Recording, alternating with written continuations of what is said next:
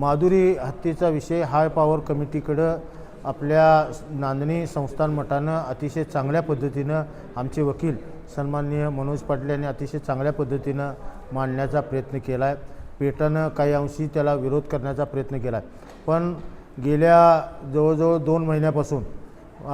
वंतारा आणि आमचं नांदणी संस्थान मठ यांनी अतिशय चांगल्या पद्धतीनं ज्या हत्तीला ज्या आवश्यक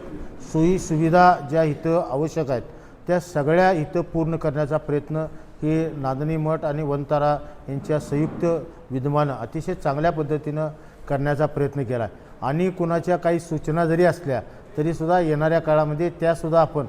कारण हा जैन समाज हा आयुष्यावर आधारलेला समाज असल्यामुळं कुठल्याही प्राणीमात्राला त्रास होऊ नये ही खबरदारी ह्या समाजाच्या मूळ तत्वात असल्यामुळं येणाऱ्या काळामध्ये त्याही सगळ्या चुका दुरुस्त करून माधुरी हत्ती लवकरात लवकर यावी अशा दृष्टीनं आमचे प्रयत्न चालू आहेत। परवाच राज्याचे मुख्यमंत्री आदरणीय देवेंद्रजी फडणवीस साहेबांनी या पहिल्या दिवसापासून माधुरी हत्ती ज्या दिवसापासून वंताराकडं हस्तांतरित झाली त्या दिवसापासून आदरणीय मुख्यमंत्र्यांनी ह्या विषयामध्ये लक्ष घातले। परवाच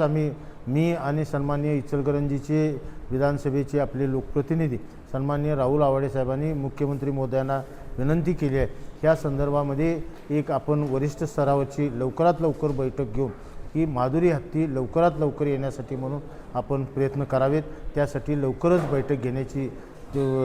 आपल्याला विनंती सन्माननीय मुख्यमंत्र्यांना केली, ती मुख्यमंत्री महोदयांनी मान्य करून लवकरच त्या संदर्भात बैठक लावून त्याचा निर्णय लवकरात लवकर माधुरी हत्ती कशा पद्धतीने त्या पद्धतीने आमचे प्रयत्न चालू आहेत।